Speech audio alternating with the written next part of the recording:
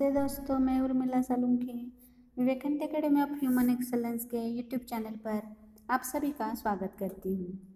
Students, आज हम देखने वाले हैं लेसन नंबर 18, जिसका नाम है सांस सांस में बांस। लेसन का नाम है सांस सांस में बांस और इसके लेखक हैं एलेक्स एम जॉर्ज। लेखक कौन है? Alex M George. बांस का यह झुरमुट मुझे अमीर बना देता है। इसमें मैं अपना घर बना सकता हूँ। बांस के बर्तन और औजार का इस्तेमाल करता हूँ। सूखे बांस को मैं ईंधन की तरह इस्तेमाल करता हूँ। बांस का कोयला जलाता हूँ। बांस का अचार खाता हूँ। बांस के पालने में मेरा बचपन गुजरा। पत्नी भी तो मैंने बांस की टोकरी के जरिए पाई और फिर अंत में बांस पर ही लिटाकर मुझे मरघट ले जाया जाएगा। देखो, इन पंक्तियों में लेखक ने सांस से हम कितनी सारी ज़रूरत की चीज़ें इस्तेमाल करते हैं। हर चीज़ के लिए हम बांस का सहारा लेते हैं। जीवन की शुरुआत और जीवन का अंत तक यह बांस हमारे साथ ही रहता है। अब हम देखेंगे पाठ की तरफ। एक जादूगर थे, चंग की चंगलनबा। जादूगर का नाम क्या था? चंग की चंगलनबा। अपने जीवन में उन्होंने कई बड़े बड़े करतब दिखलाए। करतब यानी चतुराई के काम। जब मरने को हुए तो लोगों से बोले, मुझे दफनाए जाने के, दफनाना यानी जमीन में गाड़ना, मुझे दफनाए जाने के छठे दिन, छठे मतलब 6 दिन, मेरी कब्र खोद कर देखोगे तो कुछ नया सा पाओगे। कब्र किसे कहते हैं? वह गड्ढा जिसमें मुसलमान, ईसाई आदि मृत व्यक्तियों को गाड़ते हैं, उसको कहते हैं कब्र। मुझे दफनाए जाने के छठे दिन मेरी कब्र खोद कर देखोगे तो कुछ नया सा पाओगे। नया यानी न्यू। कहा जाता है कि मौत के छठे दिन उनकी कब्र खोदी गई और उसमें से निकले बांस की टोकरियों के कई सारे डिज़ाइन। लोगों ने उन्हें देखा, पहले उनकी नकल की। नकल करना मतलब कि उनके जैसे ही दूसरी चीज़ बनाई, कॉपी किया और फिर नए डिज़ाइन भी बनाए। बांस भारत के विभिन्न हिस्सों में बहुतायत में होता है। विभिन्न यानी अनेक प्रकार के, बहुतायत अधिकता। भारत के उत्तर पूर्वी क्षेत्र के 7 राज्यों में बांस बहुत उगता है, इसलिए वहाँ बांस की चीज़ें बनाने का चलन भी खूब है। चलन मतलब रीति रिवाज या पद्धति, इसको क्या कहते हैं? चलन भी। सभी समुदायों का के भरण पोषण में इसका बहुत हाथ है। सभी समुदाय मतलब ग्रुप, सभी लोगों के भरण पोषण मतलब क्या? पालना और पोसना, इसका बहुत हाथ है। यह बहुत मदद करता है। यहाँ हम खास तौर पर देश के उत्तरी पूर्वी राज्य नागालैंड का जिक्र करेंगे, जानकारी लेंगे।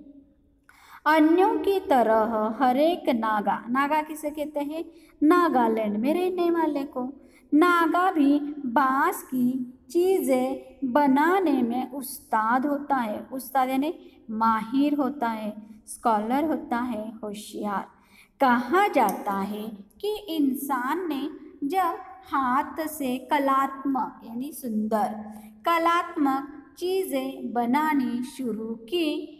बांस की चीज़ें तभी से बन रही हैं।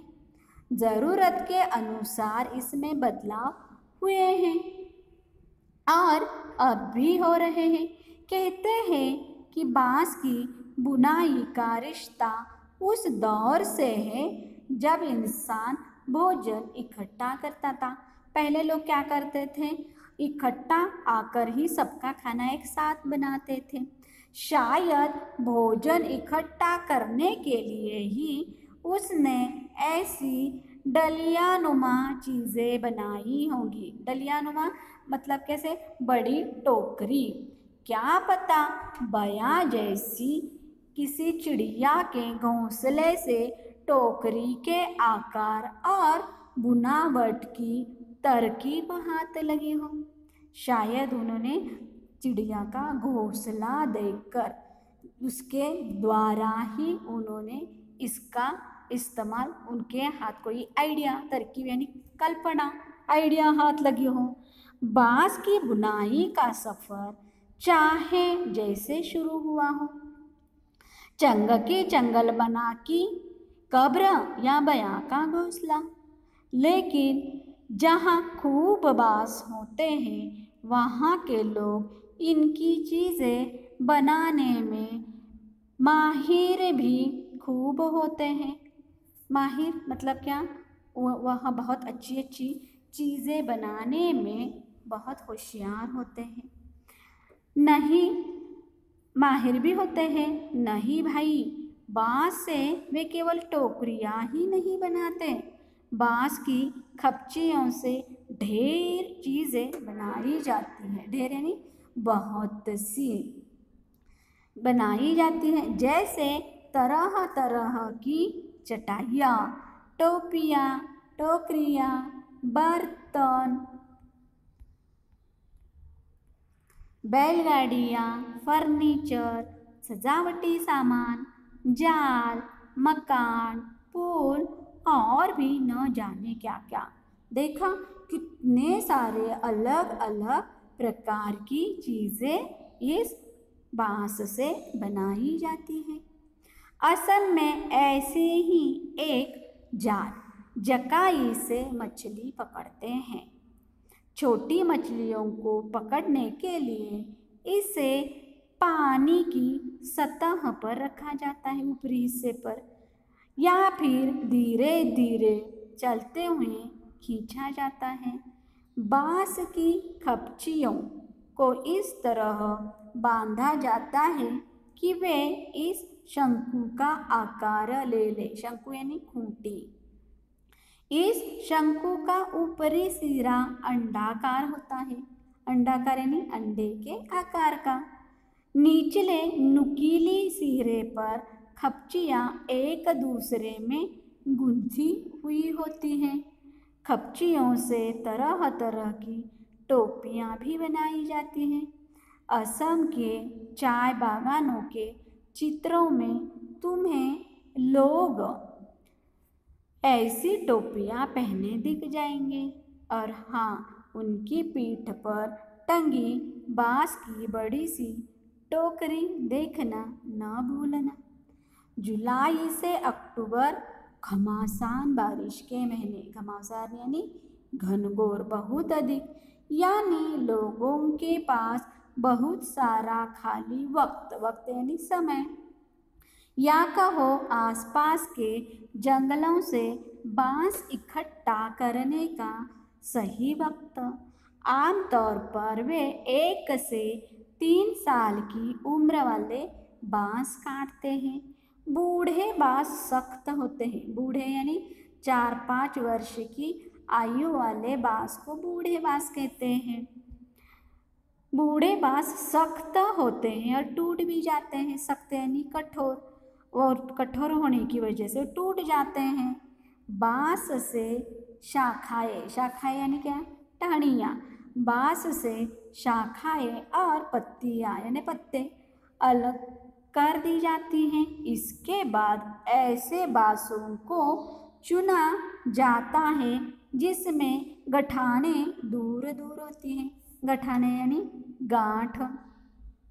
दाओ यानी चौड़े चांद जैसी फाल वाले चाकू से इन्हें छीलकर खपचियाँ तैयार की जाती हैं।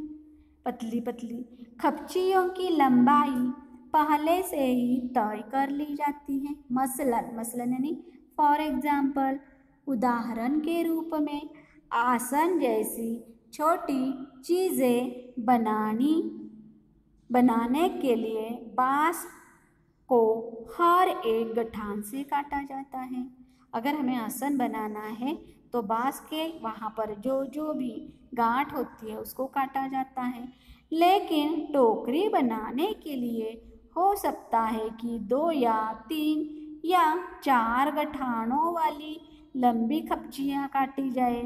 यानी कहाँ से काटा जाएगा यह टोकरी की लंबाई पर निर्भर करता है। मतलब डिपेंड होता है कि हमें कितनी साइज की लंबी टोकरी बनानी है, उस हिसाब से ही वो खपचियों को भी काटा जाता है।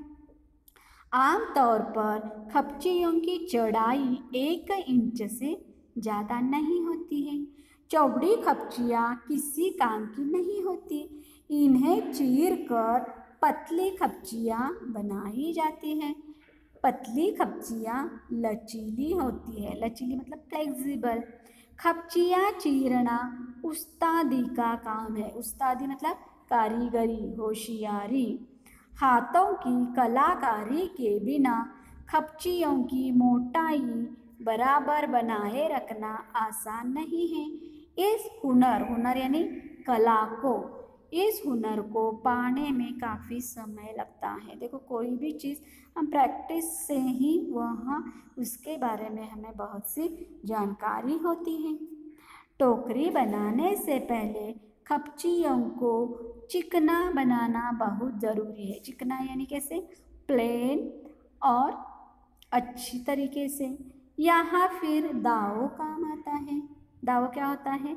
एक बड़ा चाकू होता है। खपचियाँ बाएं हाथ में होती है और दाव दाएं हाथ में। दाव का धारदार यानी धार वाला सिरा मतलब ऊपरी हिस्सा खपची को दबाए रहता है, जबकि तर्जनी दाव के एकदम नीचे होती है। इस स्थिति में बाएं हाथ से खपची को बाहर की ओर खींचा जाता है।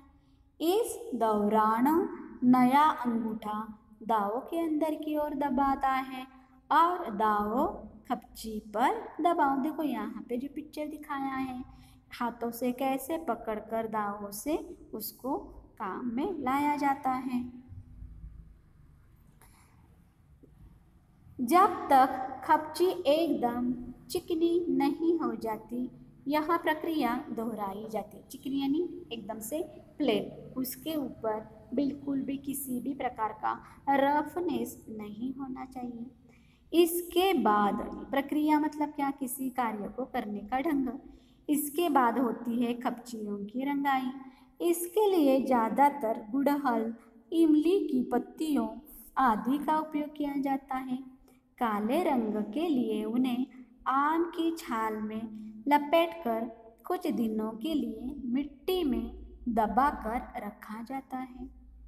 देखो यहाँ पे भी ना बहुत सारे अलग अलग प्रकार की बाँस से बनाई हुई चीज़ें हैं। देखो, टोकरियाँ दिखाई दे रही हैं, झाड़ू दिखाई दे रहा है, शंकु के आकार की वो चीज़ जो हमने पहले अभी देखी थी वो है। बाँस की बुनाई वैसे ही होती है जैसे कोई और बुनाई। पहले खपचियों को चित्र में दिखाए तरीके से आड़ा तिरछा रखा जाता है। फिर बाने को बारी बारी से ताने के ऊपर नीचे किया जाता है। इससे चेक का डिज़ाइन बनता है। पलंग की निवाड़ की बुनाई की तरह टुईल बुनना हो तो हर एक बाना 2 या 3 तानों के ऊपर और नीचे से जाता है। इससे कई सारे डिज़ाइन बनाए जा सकते हैं।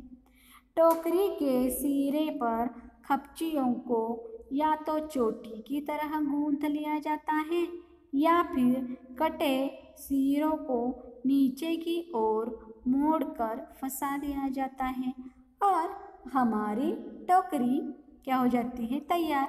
चाहो तो बेचो या घर पर ही काम ले लो। देखो, इस बात से हम अभी देखेंगे कि बांस की कौन कौन सी उपयोगिता होती है। बांस का प्रयोग अनेक कामों के लिए किया जाता है। इसे घर बनाने, बर्तन और औजार के लिए इस्तेमाल करने और ईंधन के रूप में जलाने के काम में लाया जाता है। बांस भारत के कई हिस्सों में बहुत मात्रा में होता है। भारत के उत्तर पूर्वी क्षेत्र के 7 राज्यों में बांस बहुत उगता है। बांस की चीज़ें तब से बन रही हैं जब से इंसान ने हाथ से कलात्मक चीज़ें बनानी शुरू की है।